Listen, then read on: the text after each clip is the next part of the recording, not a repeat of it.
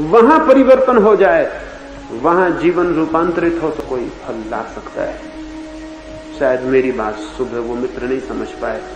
वो शायद ये समझे कि 300 धर्मों में से किसी का पक्षपाती मैं भी हूं और उसका प्रचार करने आया। तो वो गलत समझ गए हैं। वो और 3 दिन में पूरी बात सुनेंगे तो उनको ख्याल आ जाएगा कि इसमें चुनाव करने की कोई जरूरत नहीं। एक दूसरे मित्र ने पूछा है, प्रेम दुख है, प्रेम विरह है, फिर भी इंसान उसे छोड़ क्यों नहीं देता है? किसने आपको कहा कि प्रेम दुख है? किसने आपको कहा कि प्रेम विरह है? प्रेम ने अब तक कोई दुख नहीं जाना, प्रेम ने अब तक कोई विरह नहीं जाना। और जिसने दुख जाना होगा वो प्रेम ना रहा होगा, और जिसने विरह जानी होगी वो प्रेम ना रहा होगा। प्रेम ने तो आज तक दुख जाना ही नहीं। प्रेम के अतिरिक्त आनंद को कोई भी नहीं जानता है। लेकिन जिनको हम प्रेमी कहते हैं वो दुखी दिखाई पड़ते हैं। इससे प्रेम गलत नहीं होता है। इससे यही पता चलता है कि जिसको हम प्रेम समझते हैं वो प्रेम ना होगा। प्रेम छोड़ने का सवाल नहीं है, प्रेम है ही नहीं ये जानने का सवाल है। और प्रेम को पाना है, छोड़ के भाग नहीं जाना है। ये मामला वैसा है कि गांव में एक बहुत अद्भुत सन्यासी गया। उस सन्यासी के पास उस गांव का एक युवक मिलने आया और उस युवक ने कहा कि मुझे परमात्मा को पाना है, मुझे कोई रास्ता बता दो। उस सन्यासी ने उसे नीचे से ऊपर तक देखा और उससे पूछा कि तुमने कभी प्रेम किया है? वो युवक तो धार्मिक था और धार्मिक लोग तो प्रेम से दूर ही रहते, वो भी दूर ही रहा। उसने कहा कि कहां की फिजूल की सांसारिक बातें आप छेड़ते हैं, प्रेम व्रेम मैंने कभी नहीं किया, मुझे तो परमात्मा को पाना है। उस सन्यासी ने कहा फिर भी शायद थोड़ा बहुत कभी किसी को प्रेम किया हो, याद करो, कोशिश करो। उस आदमी ने कहा कि मैंने कभी प्रेम नहीं किया, मैं कसम खा के कहता हूं कि मैंने कभी प्रेम नहीं किया, मुझे तो परमात्मा को पाना है। मुझे कहां के बंधन में डालने की बात आप पूछते? वो सन्यासी उदास हो गया और उसने कहा कि फिर मैं कुछ भी नहीं कर सकूंगा, क्योंकि तुमने अगर किसी को भी प्रेम किया होता तो उस प्रेम को इतना विकसित किया जा सकता था कि वो परमात्मा का द्वार बन जाता, लेकिन तुमने कभी प्रेम ही नहीं किया। तुम्हारे हृदय के पास कोई द्वार ही नहीं है जहां से प्रार्थना और प्रभु प्रवेश पाते। तो मैं असमर्थ हूं, तुम जाओ कहीं और। प्रेम ही जिसने नहीं किया वो परमात्मा तक पहुंचने का कोई मार्ग नहीं पा सकता। माना कि आदमियों के लिए क्या किया गया प्रेम वैसा ही है जैसे अपने मकान की खिड़की से झांका गया आकाश, लेकिन वो आकाश झूठा नहीं है जो खिड़की में से दिखाई पड़ता है। आपकी खिड़की छोटी हो सकती, लेकिन जो आकाश वहां से दिखाई पड़ता है वो झूठा नहीं है। और अगर खिड़की के कारण पूरा आकाश न दिखाई पड़ता हो तो खिड़की को बड़ा करिए ताकि पूरा आकाश दिखाई पड़े। खिड़की को इतना बड़ा करिए कि खिड़की मिट जाए और आकाश ही रह जाए, कोई दीवार ना रहे। लेकिन खिड़की को बंद मत कर लेना, क्योंकि खिड़की से आकाश छोटा दिखाई पड़ता है। तो खिड़की बंद कर लें, दीवार अंदर कर लें, अंदर बैठ जाए, फिर बिल्कुल भी आकाश दिखाई नहीं पड़े। प्रेम अकेला झरोखा है जहां से मनुष्य परमात्मा की ओर उठता है, लेकिन प्रेम का झरोखा छोटा है, उससे बहुत छोटा सा परमात्मा दिखाई पड़ता है। प्रेमी में जो दिखाई पड़ता है वो परमात्मा ही है, लेकिन खिड़की से देखा गया परमात्मा बहुत छोटा दिखाई पड़ता है। इस कारण प्रेम को मत तोड़ देना, क्योंकि उससे फिर तो द्वार ही बंद हो जाएगा जहां से और बड़े परमात्मा को खोजा जा सकता। उस द्वार को बड़ा कर ले, प्रेम को बड़ा कर ले। प्रेम इतना बड़ा हो जाए कि प्रेमी के पार निकल जाए, प्रेमी को पार कर जाए।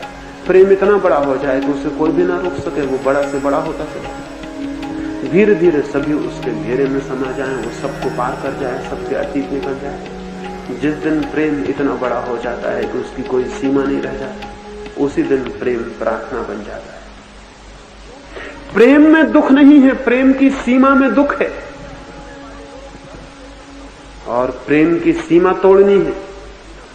लेकिन नासमझी चलती रही है बहुत वर्षों से। नासमझी ऐसी चलती रही है कि प्रेम को ही तोड़ दो। आंख में कभी कभी धूल चली जाती है, आंख में तकलीफ होती है तो आंख को फोड़ दो। वो समझाने वाले ऐसा कहते हैं। वो समझाने वाले ये कहते हैं कि पैर में जंजीर पड़ जाती है तो पैर ही काट डालो। वो समझाने वाले ये कहते हैं नाक पे मक्खी बैठ जाती तो नाक काट डालो, क्योंकि नाक बड़ी गड़बड़ चीज, तो मक्खी को बैठने के लिए जगह मिल जाती, अवसर मिल जाता। न होगी नाक, न बैठेगी मक्खी। तो वो कहते हैं कि प्रेम के कारण सीमाएं बंध जाती हैं, तो प्रेम ही छोड़ दो, क्योंकि न होगा प्रेम, न बनेगी सीमा। खिड़की में से झांकते हैं, आकाश सीमित हो जाता है, तो खिड़की बंद कर दो। न होगी खिड़की, न होगा आकाश सीमित। लेकिन बड़ी भूल भरी दलील है। इस भूल भरी दलील के कारण यह हुआ कि दुनिया में परमात्मा तो आया ही नहीं, प्रेम भी चला गया। इस तर्क का यह परिणाम हुआ, इस फेलिसियस, इस झूठे तर्क का यह परिणाम हुआ कि परमात्मा तो दूर हो गया, प्रेम भी समाप्त हो गया। आज जमीन पे न परमात्मा है, न प्रेम। आदमी का प्रेम भी खत्म हो गया, वो भी समाप्त हो गया, वो भी अब नहीं है। उसने वो खिड़की भी बंद कर ली, अब वो अपने घर के भीतर बंद होकर बैठ गया। वो छाती पीट रहा, रो रहा कि मैं परमात्मा को कहां से पाऊं। और उसे पता नहीं है कि जिन द्वारों से परमात्मा मिल सकता था, उन्हीं को वो बंद करके बैठ गया। परमात्मा नहीं पाया जाता। फिर वो चाहे भागे जंगलों में, वो चाहे नग्न हो जाए, चाहे वो भूखा मरे, चाहे वो कुछ भी करे, गलाए, शरीर को सताए, धूप ताप सहे, कांटों में लेटे, कुछ भी करे, प्रेम की खिड़की के अतिरिक्त परमात्मा तक जाने का न कभी कोई द्वार था और न कभी कोई द्वार हो सकता है। लेकिन प्रेम के शत्रु रहे हैं तथाकथित धार्मिक लोग, तथाकथित साधक लोग प्रेम के शत्रु रहे। क्यों ये शत्रुता पैदा हो गई? ये शत्रुता इसलिए पैदा हो गई दो कारणों से। एक तो प्रेम जिसे उन्होंने समझा वो प्रेम नहीं था, मोह को प्रेम समझा, पोजीशन को, मालकियत को प्रेम समझा। किसी को अपनी मुट्ठी में बंद कर लेने को प्रेम समझा, किसी को परतंत्र कर लेने को प्रेम समझा। सब तरफ से जिसे प्रेम किया उसके आसपास दीवार घेर लेने को प्रेम समझा। और हमें पता ही नहीं है कि प्रेम जब किसी की परतंत्रता बनता है तो उसी क्षण प्रेम समाप्त हो जाता है। इस पृथ्वी पर कोई भी व्यक्ति, कोई भी आत्मा परतंत्रता स्वीकार करने को राजी नहीं, चाहे वो आपकी पत्नी हो, चाहे आपका पति हो, चाहे आपका बेटा हो, चाहे आपका मित्र हो। इस पृथ्वी पर कोई भी चेतना परतंत्रता स्वीकार करने को राजी नहीं है। वो चेतना का धर्म नहीं है, वो चेतना का स्वभाव नहीं है। चेतना चाहती है स्वतंत्रता, और जिसको आप प्रेम कहते हैं वो लाता है परतंत्रता। आप भी परतंत्रता लाते हैं, और जिसे आप प्रेम करते हैं वो भी आपके लिए परतंत्रता लाता है। आप दोनों एक दूसरे को घेर के उसके मालिक हो जाना चाहते हैं। फिर इस मालकियत से दुख शुरू होता है, इस मालकियत से पीड़ा शुरू होती है, इस मालकियत से कष्ट शुरू होता है। फिर हम गाली देना शुरू करते हैं कि प्रेम बड़ा जंजाल है, इस प्रेम के बाहर हो जाना, प्रेम छोड़ देना। नहीं साहब, प्रेम जंजाल नहीं है, और न प्रेम दुख है और न पीड़ा है। प्रेम के नाम से जो परतंत्रता आप थोप रहे हैं एक दूसरे के ऊपर, वो पीड़ा है, वो जंजाल है, वो दुख है। प्रेम को बचाइए और परतंत्रता को जाने दीजिए। खिड़की को तोड़िए और आकाश को देखिए। परतंत्रता छोड़िए। अगर प्रेम के पूरे आनंद को उपलब्ध होना है तो न परतंत्रता लादिए और न परतंत्रता स्वीकार कीजिए। प्रेम को एक मुक्तता, एक स्वतंत्रता में दिशा और आयाम मिले तो प्रेम निरंतर बड़ा होता चला है। बहुत जल्दी प्रेम प्रेमी के पार हो जाता है, प्रेमी का अतिक्रमण कर जाता है। बहुत शीघ्र वो सारी सीमाओं को छोड़ के ऊपर उठने लगता है और असीम के निकट पहुंचने लगता है। लेकिन हम तो उसे बांध के घेरे में रख लेना चाहते हैं। जैसे किसी के घर में फूल खिल जाए और वो जल्दी से फूल को अपने घर के भीतर ले जाके तिजोरियों में बंद कर, सोचे कि कहीं कोई फूल उसका ले ना जाए, कहीं किसी की नजर न पड़ जाए उस फूल पर, कहीं ऐसा ना हो कि फूल के सौंदर्य का वो अकेला मालिक ना हो कि दूसरे भी उसके देखने वाले हो जाएं, दूसरे भी मालिक हो जाएं, कहीं उस फूल का आनंद किसी और को ना मिल जाए तो जल्दी से जाके अपनी तिजोरी में बंद कर देता है।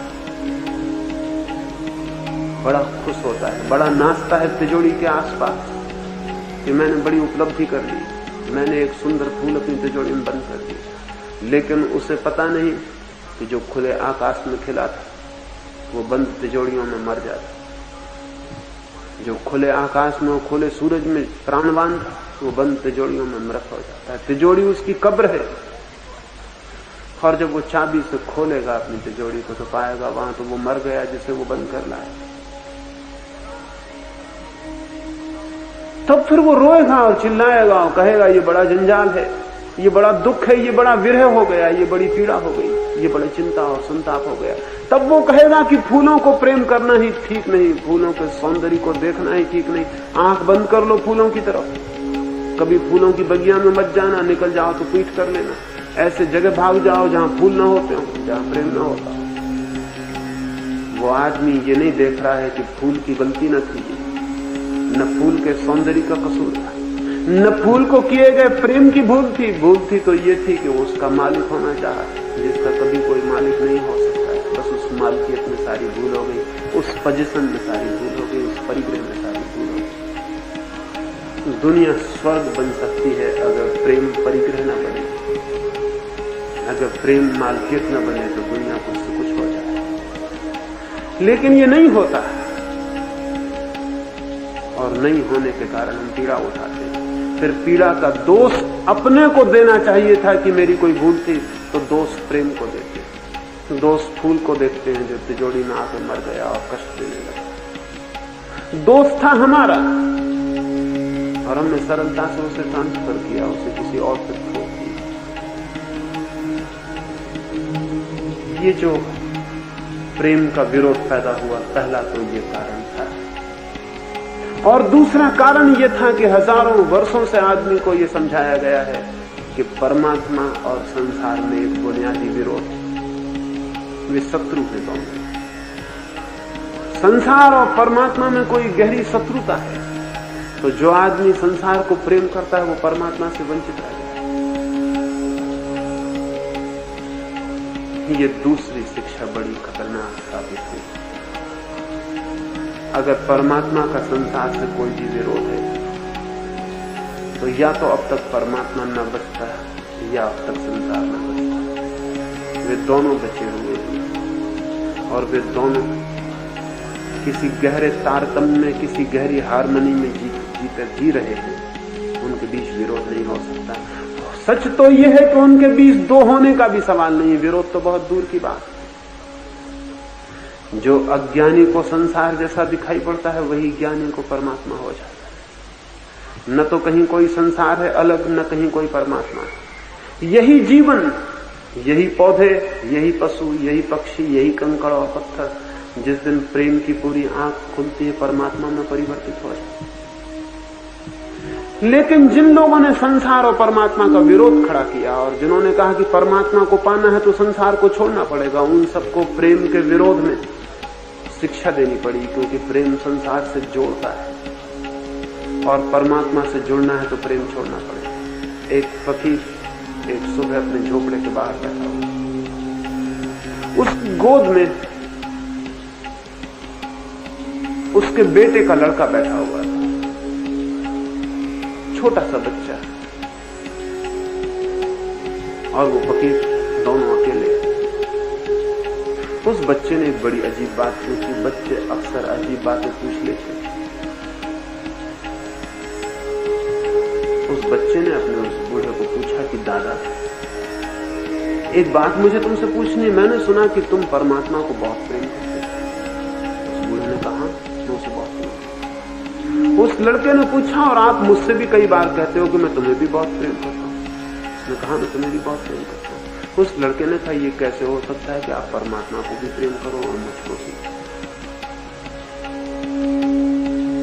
बूढ़े को ख्याल आया कि जरूर कोई भूल हो गई। उसने उस लड़के को धक्का देके गोदी से अलग कर दिया। उसने कहा, दूर हट शैतान। परमात्मा को जो प्रेम करता है उसे सबका प्रेम छोड़ देना चाहिए। मैंने ये बात पढ़ी थी लेकिन मुझे ख्याल नहीं आया। उस बच्चे को धक्के देके नीचे कर दिया। शायद उसने सोचा होगा वो परमात्मा की आंखों में इस तरह ऊंचा उठ गया।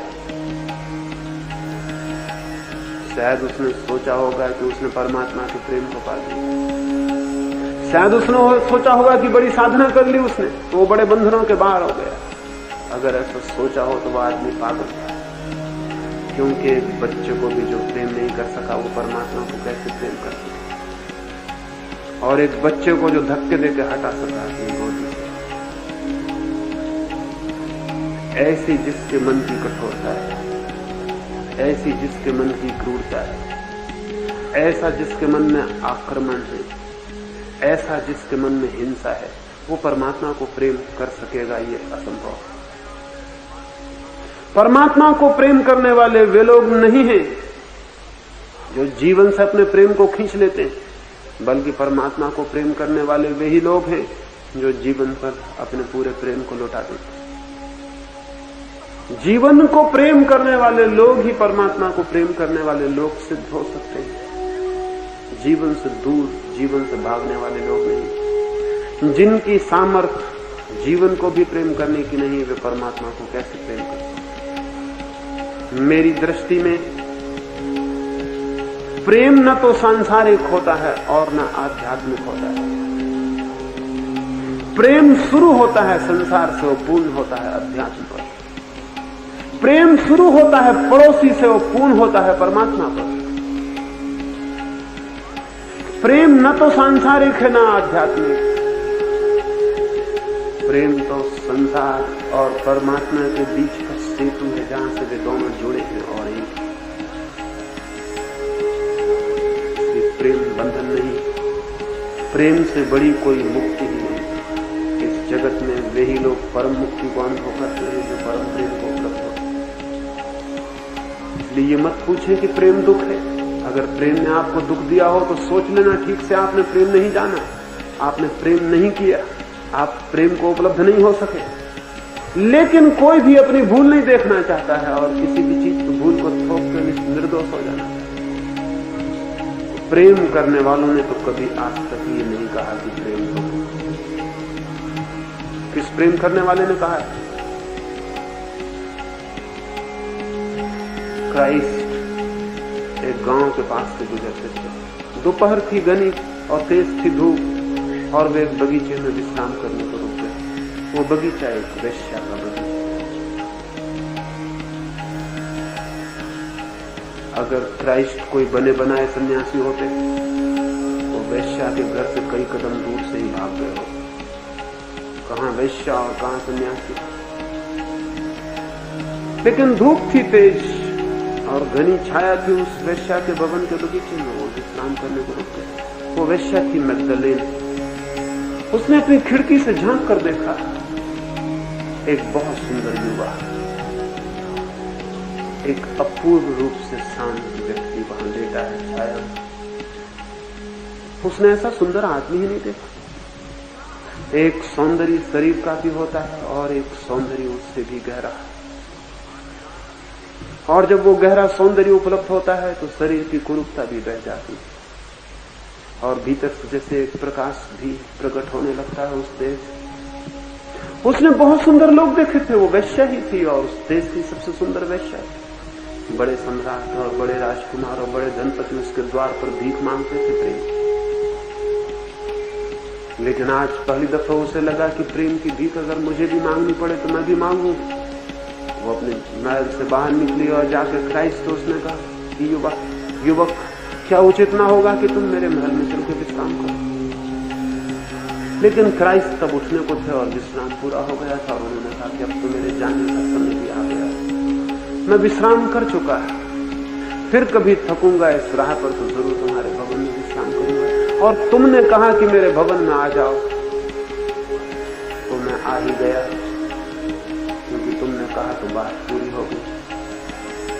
तुमने आग्रह किया तो बात पूरी हो ही गई, तुमने चाहा तो बात पूरी हो ही गई। फिर कभी आऊंगा तो जरूर रुकूंगा। मैगदलेन को यह बहुत अपमानजनक मालूम पड़ा। उसके द्वार से लोग लौट जाते, लेकिन वो तो आज तक किसी के द्वार पर गई ही नहीं। उसकी आंखों में आंसू आ गए और उसने कहा कि नहीं, भीतर चलना ही होगा। क्या आप मेरे प्रति इतना प्रेम भी प्रकट नहीं कर सकते हैं कि मेरे घर में थोड़ी देर अतिथि हो जाए?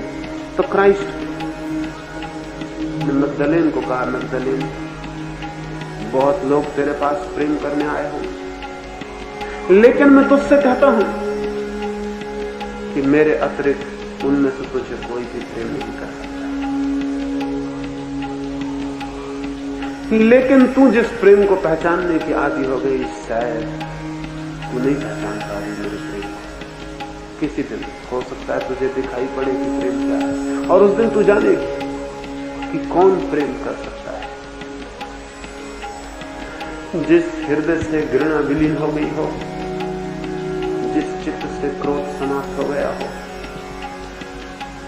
जिस चित्त ने सबके मंगल की कामना को अपनी जगह, अपने हृदय में जगह दे दी, जो प्राण सबके लिए प्रार्थना से भरा है, वे ही तो प्रेम करने में समर्थ है। लेकिन हमारा हृदय तो एक के मंगल की कामना से भी आपूरित नहीं होता है। जिन्हें हम प्रेम करते हैं उनका भी हम सिर्फ शोषण करते हैं, प्रेम नहीं। वे भी हमारी उपयोगिताएं, उनके द्वारा भी हमारा हित, अपना हित सधता है। अगर मुझे पता चल जाए कि जिससे मैं प्रेम करता हूं उससे मेरा हित सधना बंद हो गया, मेरा स्वार्थ पूरा होना बंद हो गया, तो मेरा सारा प्रेम हवाओं के झोंकों की भांति विलीन हो जाए, सूखे पत्तों की भांति उड़ जाए, और मैं 25 बहाने खोज लूंगा कि अब मैंने प्रेम करना क्यों बंद कर दिया। प्रेम हमारा स्वार्थ है, मेरा स्वार्थ, और अपने स्वार्थ के लिए मैं प्रेम करता हूं, प्रेम की बातें करता हूं, प्रेम के जाल रखता हूं। लेकिन स्वार्थ बांध लेता है, स्वार्थ मुक्त नहीं करता। स्वार्थ दुख देता है, स्वार्थ पीड़ा लाता है, चिंता लाता है, तो फिर हम प्रेम को दोष देते हैं। प्रेम था ही नहीं वो। प्रेम कभी कुछ मांगता ही नहीं, प्रेम सिर्फ देता है।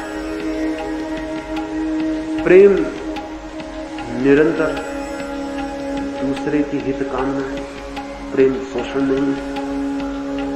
प्रेम की कोई मांग ही नहीं है, प्रेम कभी हाथ फैलाता ही नहीं, प्रेम हमेशा देता ही चला जाता है। प्रेम का आनंद इस तथ्य में है कि वो देने में समर्थ हो सका और कोई लेने को राजी हो सका। लेकिन हमारा सारा प्रेम तो मांगता है, मांगता है, मांगता है और मांगता चला जाता है। पति पत्नी से मांग रही है, माँ बेटे से मांग रही है, बहन बहन से, भाई भाई से, दोस्त दोस्त, सब एक दूसरे से मांग रहे हैं। सब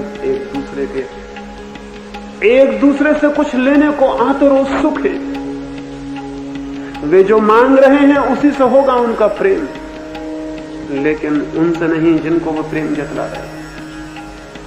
जो उन्होंने मांगा है मिल जाएगा और प्रेम प्रवाहित हो जाएगा और हवा हो जाएगा, और तब प्रेम पीड़ा देता हुआ मालूम होगा अगर नहीं मिलेगा वो जो चाहा गया था।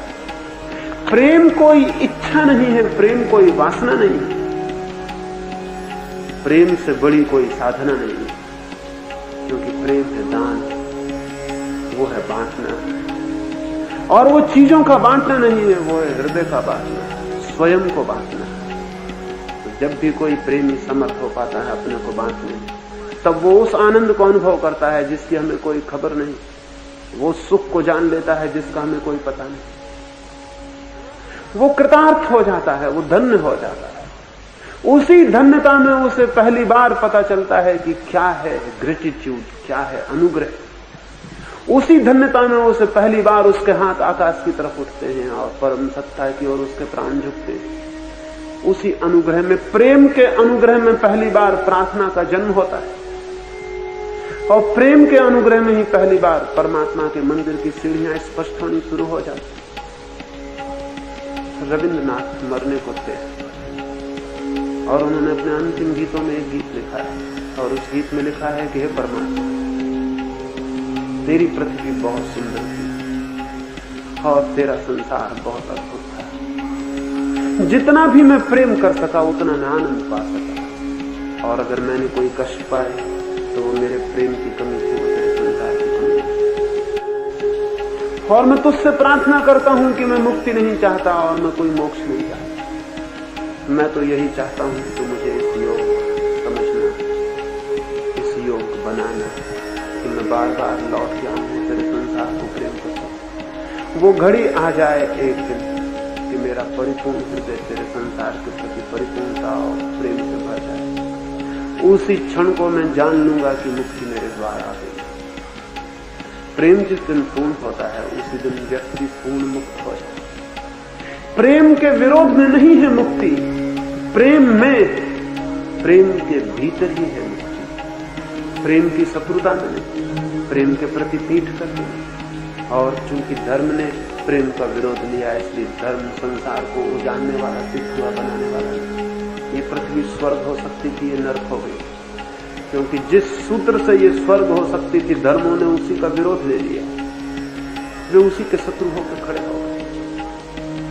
मैं प्रेम का विरोधी नहीं हूं और मैं मानता भी नहीं कि कोई धार्मिक व्यक्ति प्रेम का विरोधी हो सकता है। कांटे होंगे कुछ, लेकिन वे कांटे प्रेम के कांटे नहीं है, वे कांटे किसी दूसरी चीज के हैं और वो दूसरी चीज से मुक्त हुआ जा सकता है। और जितने उससे मुक्त होंगे प्रेम उतना ही बड़ा होगा। लेकिन उन कांटों के कारण प्रेम को मत फेंक देना। अगर कांटे दूर भी ना हो सके तो भी प्रेम को मत फेंक देना, क्योंकि 1000 कांटों में खिला हुआ गुलाब का एक फूल अगर कांटों में भी खिला हुआ है तब भी फूल है और बहुत अद्भुत। कांटों के कारण गुलाब को उखाड़ के घर के बाहर मत फेंका। कोशिश करना कि कांटों से बिना भी गुलाब का फूल पैदा हो सके। बिना कांटों का गुलाब भी होता है, बिना कांटों का प्रेम भी होता है। लेकिन अगर कांटे न फेंके जा सके तो भी मैं प्रार्थना करता हूं कि फूल को मत फेंक देना, क्योंकि वो घर जिसमें कांटों वाला गुलाब है उस घर से बेहतर है जिसमें कोई गुलाब ही नहीं। कांटे फेंके जा सकते हैं, साथ गुलाब भी फेंक जाता हो तो फिर कांटे भी बचा लेंगे। वे कांटे भी प्यारे हैं जो गुलाब के साथ। हाँ, ये हो सकता है कि कांटों से मुक्त हुआ जा सके और फूल गुलाब का पैदा किया जाए। वैसा हो सके तो सौभाग्य है, वो हमारी कामना होनी चाहिए, वो हमारी प्रार्थना की वैसा हो सके। बिना कांटों के गुलाब घर में हो तो बहुत शुभ, लेकिन गुलाब भी ना हो उससे बेहतर तो कांटों का गुलाब भी मुझे स्वीकृत। प्रेम की पीड़ा भी स्वीकार है मुझे, अगर बिना पीड़ा के प्रेम ना हो सके। लेकिन मैं आपसे कहता हूं कि बिना पीड़ा के प्रेम होता है, हो सकता है। सच तो यह है कि प्रेम जब भी होता है बिना पीड़ा के भी होता है। पीड़ा हमारी भूल है, पीड़ा हमारी भूल है, वो प्रेम की भूल नहीं। इसे थोड़ा ध्यान में लेंगे तो जीवन में प्रेम और परमात्मा के बीच का विरोध नष्ट हो सकेगा। संसार और सत्य के बीच की खाई टूट सकेगी और तब ज्यादा निर्विघ्न मन, ज्यादा सहज, ज्यादा सरलता से जीवन की धारा परमात्मा के सागर की तरफ बह सके। जीवन बह रहा है निरंतर प्रेम की तरफ, उसे रोकना मत, उसे बहने देना और ये कोशिश करना कि वो सब प्रेम धीरे धीरे प्रार्थना में परिवर्तित होता चला जाए।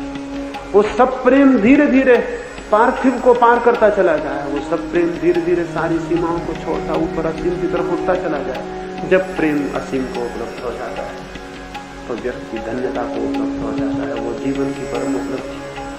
एक अंतिम छोटा सा प्रश्न और